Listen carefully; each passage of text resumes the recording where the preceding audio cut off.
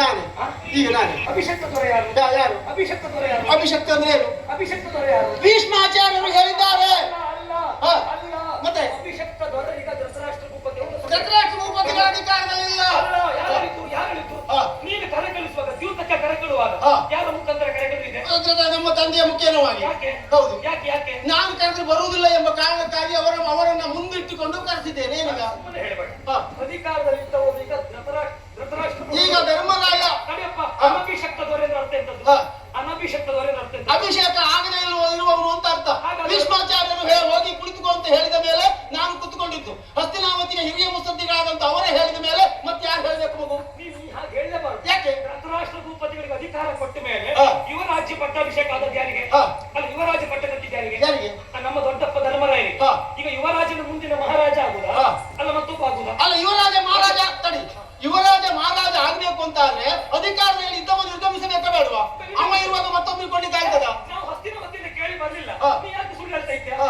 ಒತ್ತೆ ಇಟ್ಟದ್ದು ಅಲ್ಲ, ಇಂದ್ರಪ್ರಸ್ಥ. ಹಾ. ಇಂದ್ರಪ್ರಸ್ಥ ನಮಗೆ ಬೇಕು. ಹೌದಪ್ಪ. ಇಂದ್ರಪ್ರಸ್ಥ ನಾವು ಮತ್ತೆ ಇಟ್ಟಿದ್ದೇವ? ಹಾ. ಒತ್ತೆ ಇಡ್ಲಿಲ್ಲ. ಯಾಕೆ? ಈ ಒಬ್ಬ ವ್ಯಕ್ತಿಗೆ ನೀನು ಏನೂ ಕೊಡುದು ಬೇಡ ಮಾರಾಯ.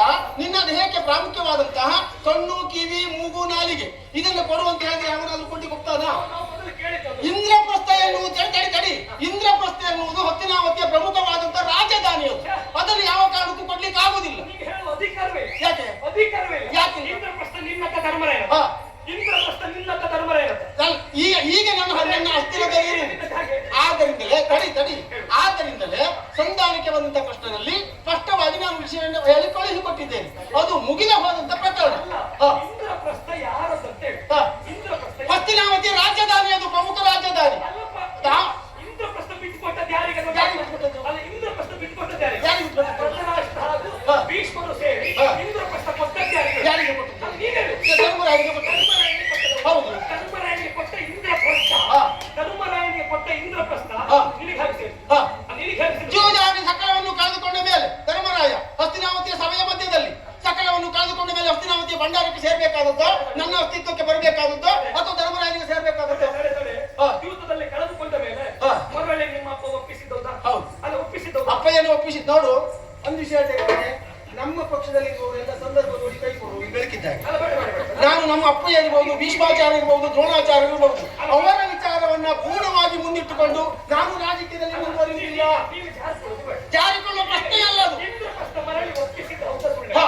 ಮರಳಿ ಒಪ್ಪಿಸಿದ್ದಾರೆ. ಒಪ್ಪಿಸಿದ ಮೇಲೆ ನಿನ್ನ ಸಾಧನೆ. ಹಾ. ಮತ್ತೆ ದ್ಯೂತ ಆಯ್ತು. ಹಾ. ಮತ್ತೆ ದ್ಯೂತದಲ್ಲಿ ಯಾವುದನ್ನು ಮತ್ತೆ ಇಟ್ಟದ್ದು? ಯಾವುದು? ಯಾವುದನ್ನು? ಹಾ. ಯಾವುದನ್ನು ಇಟ್ಟದ್ದು? ತಮ್ಮಂದಿರು ಒತ್ತೆ ಇಟ್ರು. ಅಲ್ಲ. ಹಾ, ಮತ್ತೆ? ಅದೇ ಬೇಡ. ಹಾ. ಮೊದಲ ದ್ಯೂತದಲ್ಲಿ ಎಲ್ಲವನ್ನ ಒತ್ತೆ ಇಟ್ಟು ಹಾ. ಅದಾದ ಮೇಲೆ ವಸ್ತ್ರಾಭರಣ ಪ್ರಕರಣಕ್ಕೆ ನೀವು ಇಳಿದಿರಿ. ಹಾ. ಇಳಿದ ಮೇಲೆ ಹಾ. ಅಪಶಕುನ ಉಂಟಾಯಿತಿರುವ ಕಾರಣಕ್ಕಾಗಿ ಹಾ. ನಿನ್ನಪ್ಪ ಧೃತರಾಷ್ಟ್ರ ಹಾ. ಸರ್ವವನ್ನ ಹಿಂದಕ್ಕೆ ಕೊಟ್ಟ. ಹಾ. ಹಿಂದಕ್ಕೆ ಪಡೆದುಕೊಂಡು ಮತ್ತೆ ಇಂದ್ರಪ್ರಸ್ಥಕ್ಕೆ ಹೋಗುವ ಕಾಲಕ್ಕೆ ಹಾ. ನೀವು ತಡೆದು ಹಾ. ತಡೆದು ಮುರಿದ್ಯೂತ. ಹಾ. ಮುರಿದ್ಯೂತದಲ್ಲಿ ಏನು? ಹಾ. ಸೋತ ಭೂಪತಿಗೆ 12 ವರ್ಷ ವನವಾಸ, ಸರಿ. ಮೇಲ್ 1 ವರ್ಷ ಅಜ್ಞಾತ. ಅಜ್ಞಾತವಾಸ. ಹೌದು. ವರುಷ 14ಕ್ಕೆ ಹೋಗುವುದು ತಮ್ಮ ಪಟ್ಟಣ. ಹೌದು. ಹಾಗಾದ್ರೆ ಪಣ ಇಟ್ಟದ್ದು ಇಂದ್ರಪ್ರಸ್ಥವನ್ನು ಅಲ್ಲ, ಹಾ. ಹಸ್ತಿನಾವತಿಯನ್ನು ಅಲ್ಲ, ಹಾ. ಭಂಡಾರವನ್ನು ಅಲ್ಲ. ಹಾ. ಪಣ ಇಟ್ಟದ್ದು ಯಾವುದು ಕೇಳಿದ್ರೆ ಹಾ. ಸೋತವರು ವನವಾಸ ಅಜ್ಞಾತವಾಸ ಮುಗಿಸಬೇಕು, ಗೆದ್ದವ ಇರಬೇಕು. ಹಾ. ಮತ್ತೆ ನಮ್ಮ ಅಧಿಕಾರ ನಿಮ್ಮ ಕೈಯಲ್ಲಿಲ್ಲ. ಹಾ. ಹೋಗುವಾಗ ನ್ಯಾಸರೂಪಕವಾಗಿ ಇಟ್ಟು ಹೋದದ್ದು ಬಿಟ್ಟರೆ ಪಣದಲ್ಲಿ ಕಳ್ಕೊಂಡು ಹೋದದಲ್ಲ. ಹಾಗಾದ್ರೆ ಸಂಧಾನಕ್ಕೆ ಬಂದಂತ ಕೃಷ್ಣ ನನ್ನಲ್ಲಿ ಹೇಳಿದಲ್ವಾ, ಕೊಡು ಕೊಡಲವ ವ್ರತಸ್ಥಳಿ ಕುಶಸ್ಥಳಿ ಬಿಡು ಬಿಡಲವ ಆವಂತಿ ನಗರವ ಒಡನೆ ಶಕ್ರಪಸ್ತವ ಕೊಡು ಅಂತ ಹೇಳಿದವರು. ಅಲ್ಲ ಅಲ್ಲ ಅಲ್ಲ ಅಲ್ಲಿ ಅವ್ರದ್ದೇನು ಇಲ್ಲ ಅಂತ ಆಯ್ತಲ್ಲ. ಹಾ.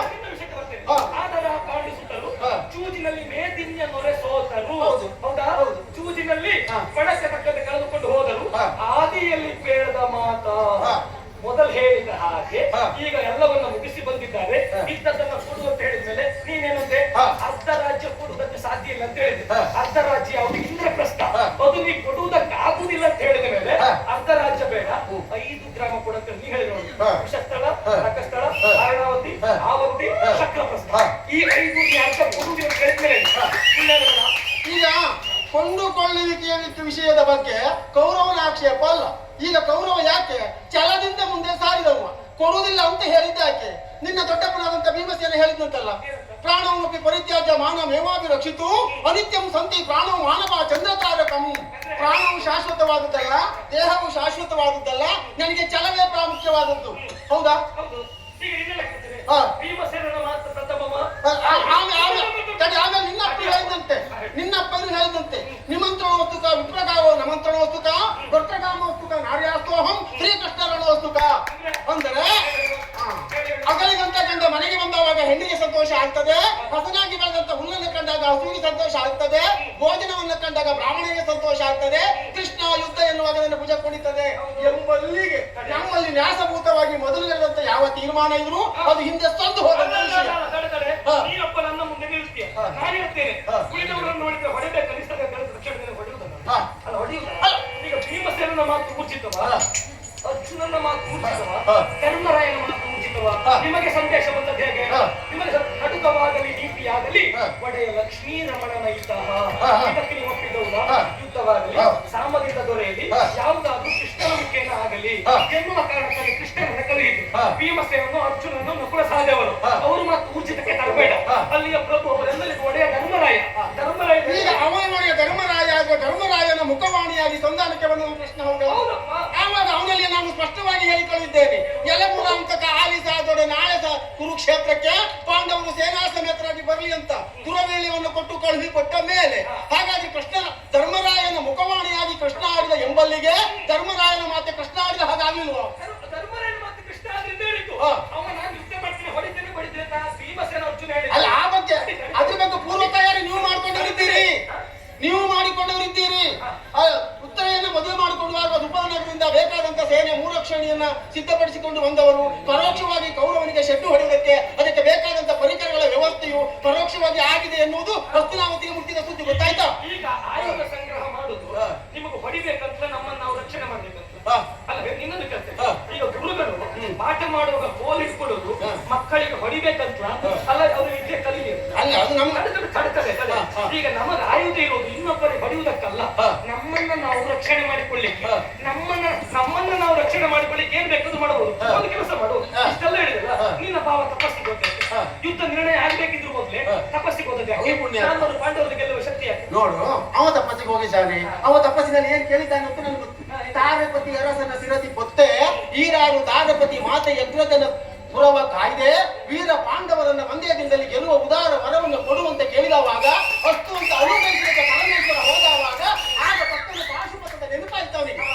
ಒಂದು ದಿನದ ಮಟ್ಟಿಗಾದ್ರೂ ಗೆಲ್ಲುವಂತ ಜಾಣ್ಮೆಯನ್ನ ಅವಕಾಶವನ್ನ ಸಾಮರ್ಥ್ಯವನ್ನ ಕೊಡ್ತೇನೆ ಅಂತ ಹೇಳಿ ಕಳಿಕೊಟ್ಟಿಷ್ಟು ನಾನು ಜಯದ್ರಥಿ ಹೇಳಿ ಕಳಿಸಿದ್ದೇನೆ. ಮಾಡಿ ಕಳಿಸಿದ್ದೇನೆ. ಯಾವ